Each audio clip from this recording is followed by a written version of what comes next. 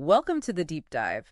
Today, we're digging into something really interesting, a set of annual letters from CapitalAlphabet, an investment firm.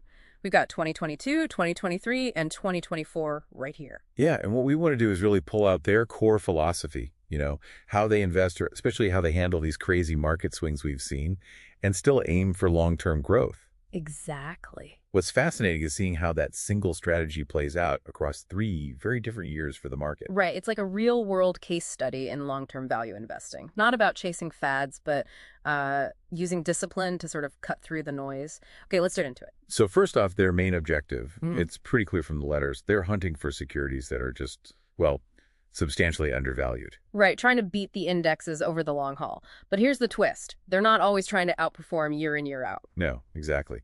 And their definition of a good year is, well, different. They actually say, look, if we're down 15%, but the index plunges 30%, that's much superior performance in their book. Which tells you a lot, doesn't it? It really does. It screams capital preservation, downside protection. That seems more important than just chasing the absolute highest number each year. And you really see that philosophy reflected in their results over these 3 years.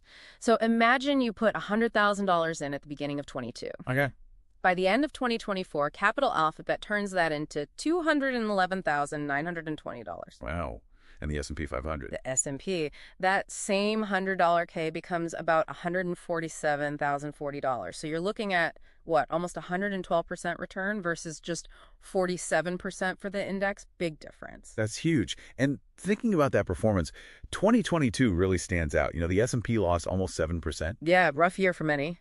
But CapitalAlphabet, Yeah. they gained nearly 30%. They even call it distinctly abnormal, which I think shows how they leverage that declining market, buying when others were maybe panicking. So how are they actually doing this? What's the strategy? They talk about 2 main buckets for their investments, right? That's right. They call them generals, which are generally undervalued securities and workouts. Okay, let's break down generals first. Generals are kind of what you'd expect from value investors, deep value folks. They want good businesses, ones they can understand, high return on capital. Run by people they trust. Exactly. Sure. Run by trusted management. And the key part, bought with a good margin of safety. So bought significantly cheaper than they think it's actually worth. And they give some great examples like Meta, Facebook's parent company. Oh yeah, Meta's a fascinating one. In 2022, it was actually dragging their performance down a bit, negative 0.83% attribution. But then, Boom, 2023, it's their star performer. Adds over 16.5% to their results. And it stayed strong in 2024, adding almost 17%.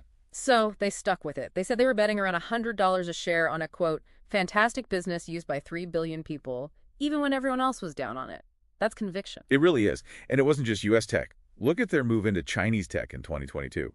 Tencent, Alibaba. Right, when those stocks were at multi-decade lows. Yeah, they saw a duopoly, basically. 2 giants with huge moats. And Naspers, the South African company, holding a ton of Tencent stock.